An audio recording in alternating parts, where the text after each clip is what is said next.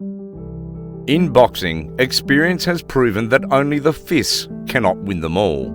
That is why prize fighters work with their best trainers and coaches. In top championship fights, huge emotions are invested. From the stare down to the weigh-in, we all see how fear and fury show on the faces of the fighters.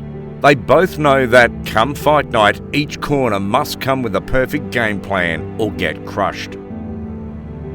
No two ways about that. But wait, what if the fight plan isn't working for a fighter, as we have seen in a lot of fights? What if the opponent takes your best hits and keeps coming forward, as we saw in the bout between former 5-weight world champion Sugar Ray Leonard versus Marvin Hagler on April 6, 1987?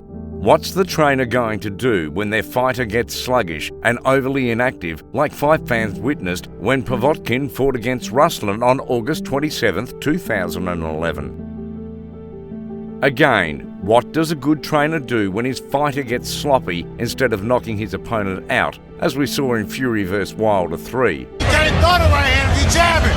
Quit trying to duck and walk in. Jab the motherfucker, man. Just jab the motherfucker, goddammit.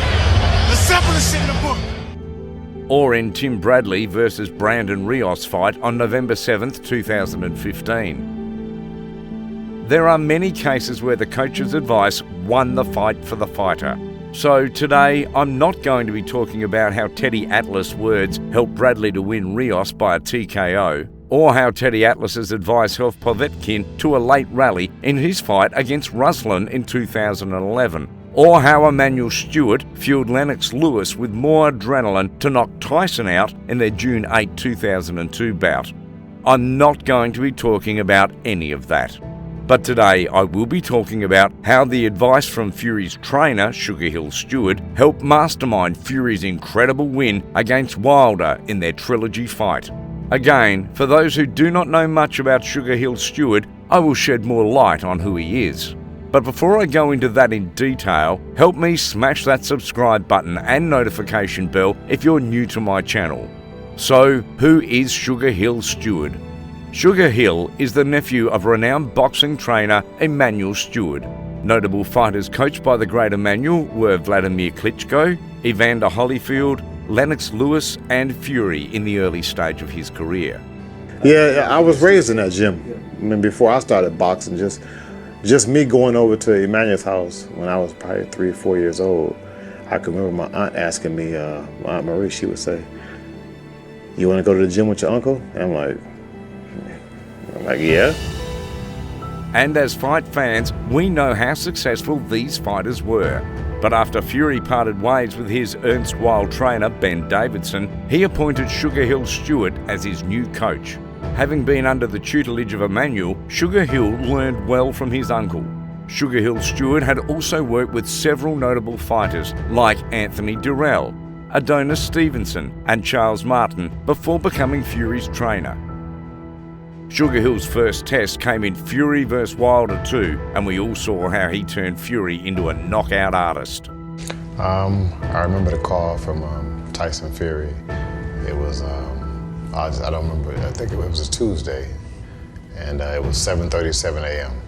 because I looked at the clock, I looked at my phone when I heard the phone ringing, and I saw the foreign number, so I knew it was from a UK number, and you know, it wasn't really that much of it wasn't that big of a surprise.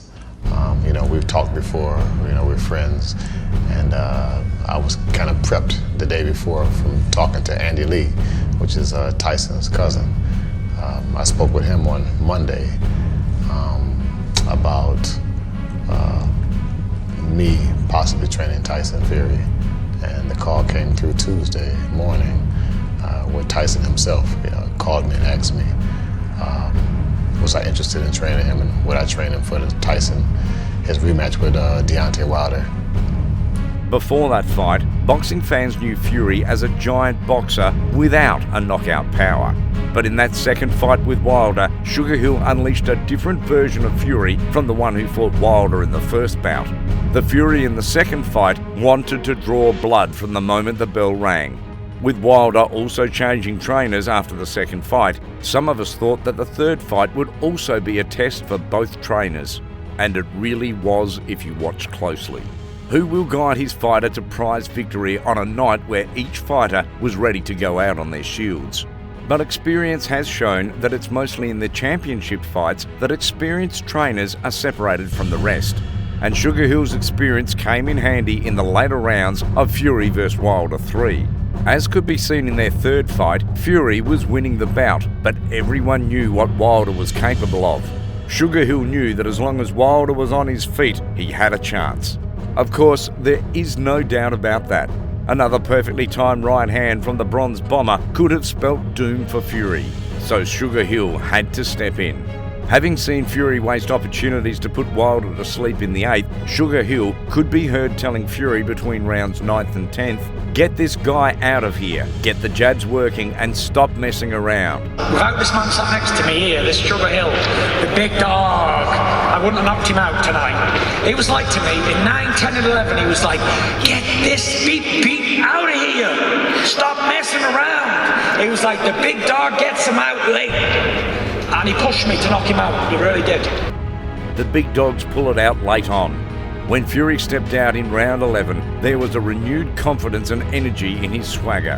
While Fury came out looking hungrier than he ever looked before in the previous rounds, we saw Wilder stagger out from his corner.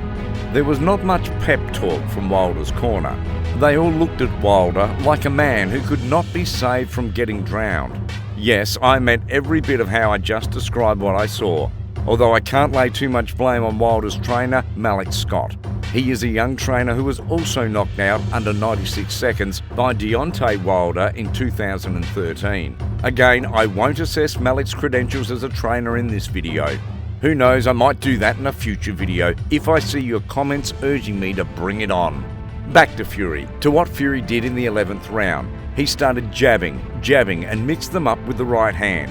This new approach kept Wilder on the ropes before Fury unleashed the right hook that sent Wilder crashing on the canvas. That was a good night punch delivered by a man whose trainer called a big dog a man psyched up by an experienced trainer. Just like his uncle Hill Steward, who passed away in 2012, I think Sugar Hill deserved more recognition than he got over the years. He guided Fury to victory in his second fight with Wilder in 2020, and before masterminded Fury's knockout in the Fury vs Wilder trilogy. In the post-match interview, Fury acknowledged that he couldn't have knocked Wilder out if not for the words of Sugar Hill. So, I believe that apart from training so hard, sticking to your dietary recommendations, every boxing champion also needs a great trainer that must step in when his fists and plans begin to fail. With that said, that's where we're going to wrap it up for today. Please do not forget to like and comment. Make sure you hit the notification bell and the subscribe button. See you guys in the next video. Bye for now.